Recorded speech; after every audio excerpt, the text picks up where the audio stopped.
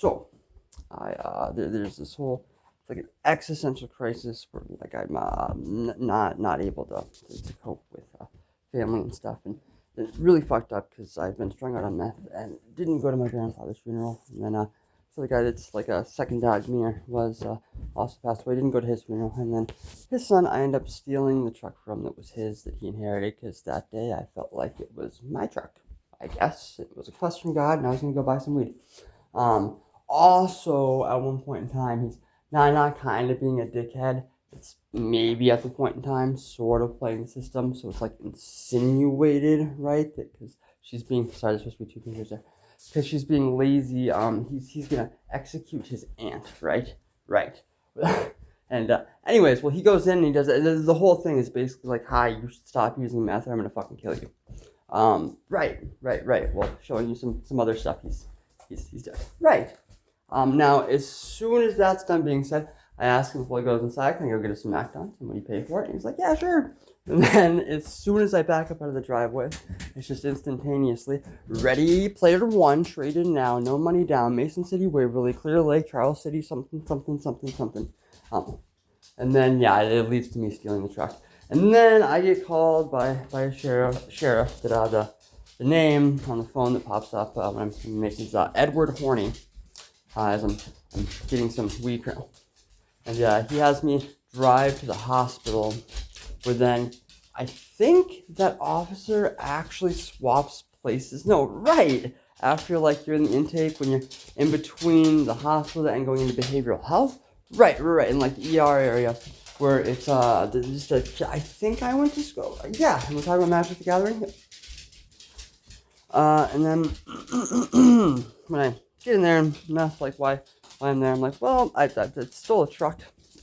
Also, I'd like to point out, I think SIDS may be slightly preventable. I think it has something to do with a secondary system where like teeth can kind of be a life, and like getting tonsils out, right? And a few other things can be like executing a kid in the system that's in their system but hidden in it the whole time, like a ghost. And the dude's face, like Mike Gerber, like there was three different expressions, and like the first one was, "Oh, he's nuts." Oh, wait a minute. That kind of sounds familiar. Oh, yeah, no, we did that. We did do that thing. We maybe did that thing with you. That's right. And then it's set up where it's like me, followed by, I think it's Terra, Mother of Earth.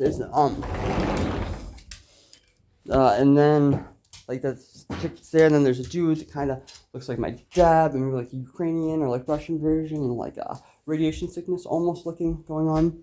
And then next is this Rusty guy that was just the name he gave me, Rusty, that knows all of this God gun thing that happens here when I'm with Megan, where there's this 4-shot revolver that was getting thrown out, and I remember putting it in 4 places, but can't quite remember which one. Right after she had shown up or this person had shown up after trying to rob some people with a bunch of weapons or something, getting her car shot at out.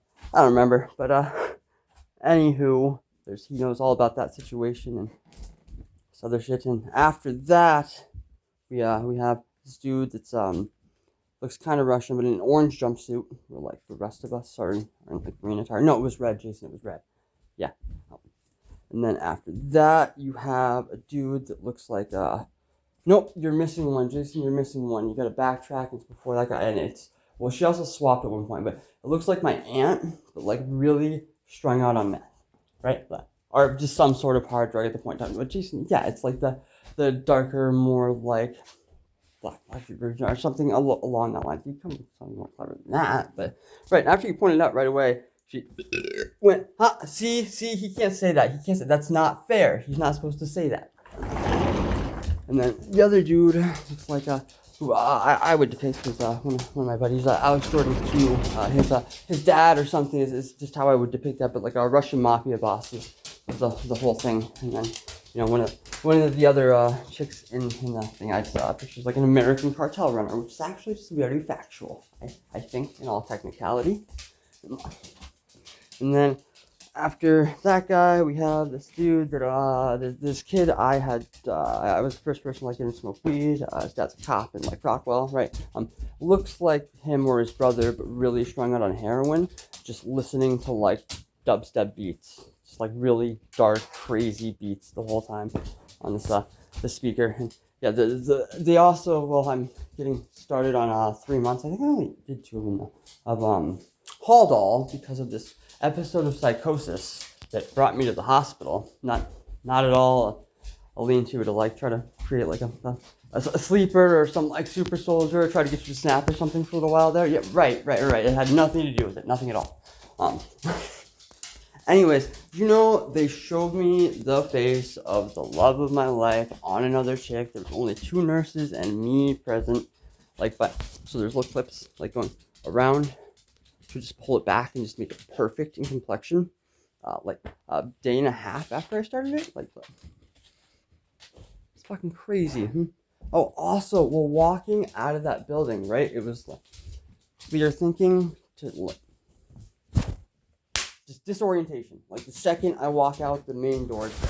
Mason City's behavioral health unit's rather strange. If I didn't know better, I'd say the whole front entrance is actually staged. Like, pretty sure you can never just walk up and go in that one and then communicate that way. It's always through the hospital and then out. And I think there's only people there when people are exiting.